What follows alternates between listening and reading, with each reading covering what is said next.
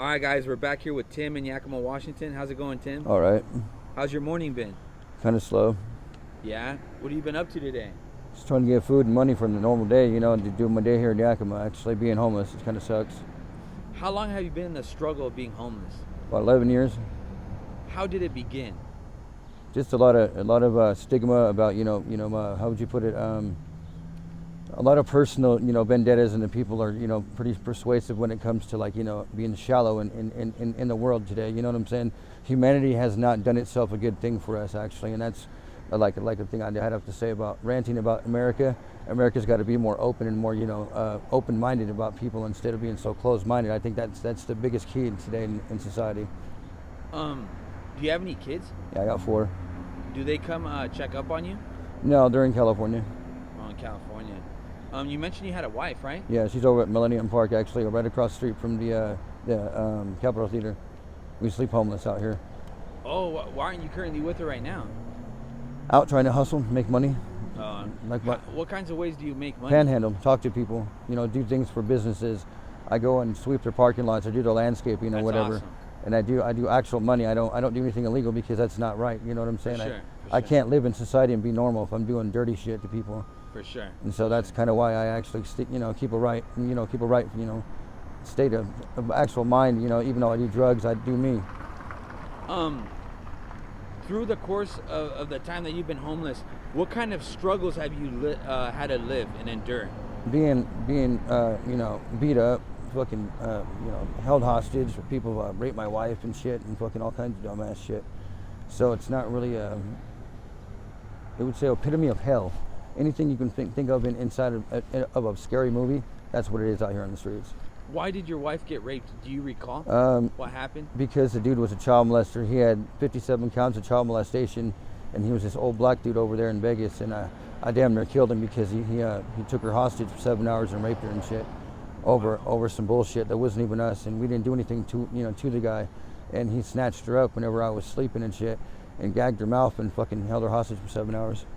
What kind of reasons have you been jumped for? No reason. Just because I look a certain way. I look at someone, kind of cross-eyed, and they're like, they jump me and shit, and that's all it takes. I've been told that before. Yep. What message do you have for the youth about homelessness? It's not a joke. I mean, you can live, and have a good life and have a blissful life. It's not about what it is. It's how you make it. Being homeless is not it's not a word. It's a state of mind. You know what I'm saying? And you got to understand, when you're homeless, it doesn't matter if you're homeless. Don't let that break you, and at the same time, don't take advantage of it whenever people help you. Don't look a gift horse in the mouth, and don't sit there and use it to your advantage.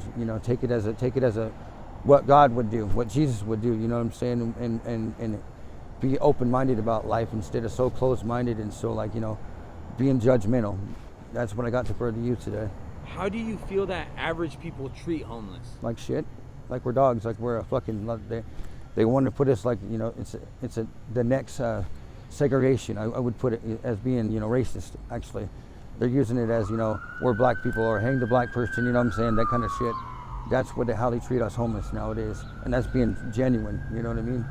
Is there ever any nice things that average people have done for you? Oh yeah, gave us money, gave us some motel rooms, being kind to us, like you coming up to me and talking to us, that means a lot to us, you know what I'm saying? For sure, bro. It's not like I'm soaking your mind. It's genuinely, I'm a genuine person, and I speak reality. I don't speak no bullshit. Sure. I'm not gonna lie to you to be your friend, like I'm trying to be your friend, you know what I'm saying? I'm gonna tell you the truth about who I am. I'm not gonna lie to you and tell you some bullshit. That's what we want. We want the truth. You can't lie to a person to be real. For sure, bro. And have you ever gone to jail before? Yeah. What for? Domestic violence and shit and fighting. What's the longest that you've done in jail? 9 months. How was it in there during the 9 months? Shitty. What kind of struggles did you have to endure off the top of your mind? Not really struggle. It's just adapting to myself and getting to know myself. I didn't really have a bad. I didn't have a bad parlay when I went to jail. It actually, how would you put it?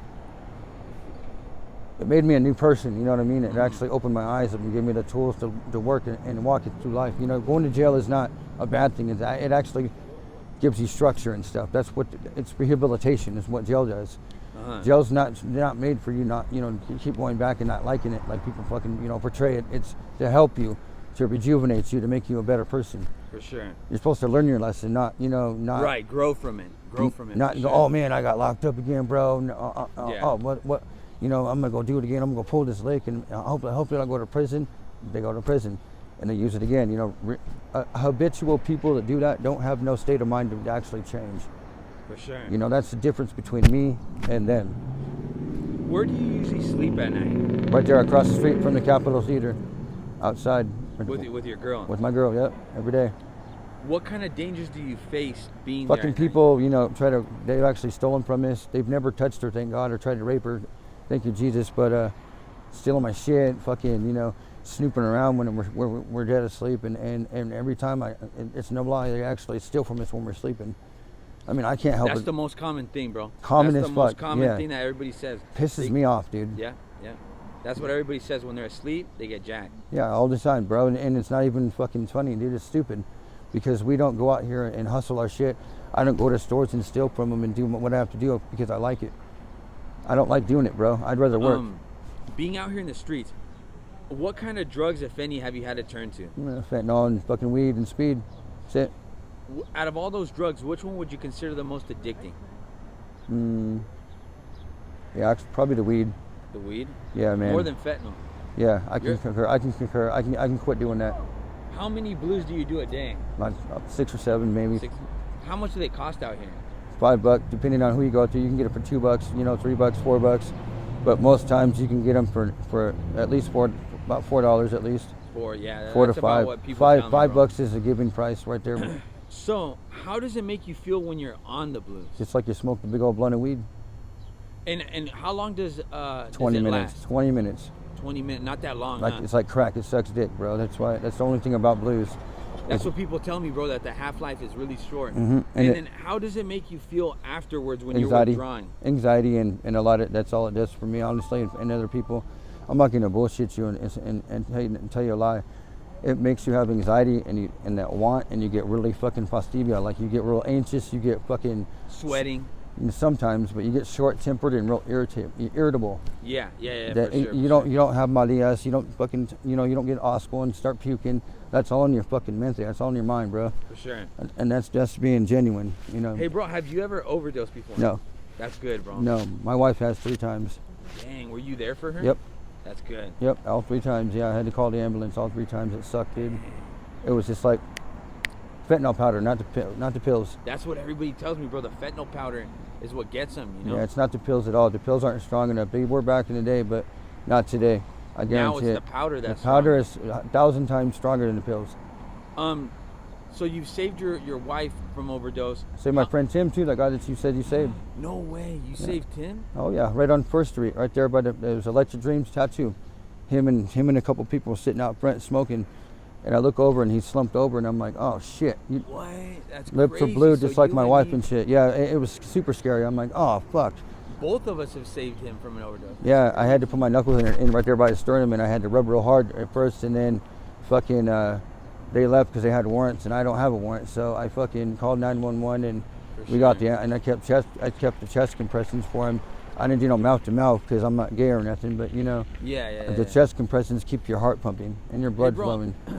And I don't mean this to be offensive, but it's a struggle with tooth pain, dude. I have bad tooth pain. I've been taking my Truvada. It was a HIV medication.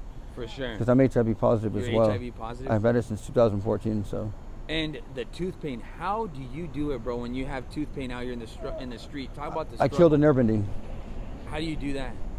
I don't know. I just make sure the fucking tooth dies up, see? Yeah, bro, because let me tell you, that's probably one of the most, I have a bad back, and having tooth pain is no joke, It's bro. a bitch, bro. It'll cripple you. Yeah. Just like It'll you said, make your eyes water, dude.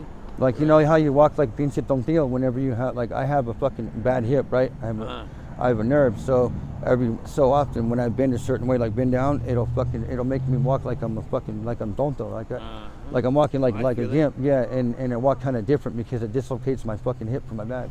I feel it, bro. No, I don't have any gel in between my lower discs. Oh, so you're rubbing on bone on bone. Yeah, I'm bone on bone. I got DDD. It's a struggle, bro. No shit. I appreciate your time, bro. Would you be okay with a follow-up interview in the future? Yeah, no doubt. And do you have a message for family or friends if they see this video? Just don't give up. There is no hope. There is always hope, and that window of faith is always open. And God is real, and life is precious. So don't take advantage of it, and stay positive all the time, man. No matter what, don't ever give up. That's the whole key I try to tell you guys. Never give up, because it won't do you any good giving up. For sure, bro. Would you be okay with me posting this on my YouTube channel? Yeah, go ahead. Sweet. Thank you, bro.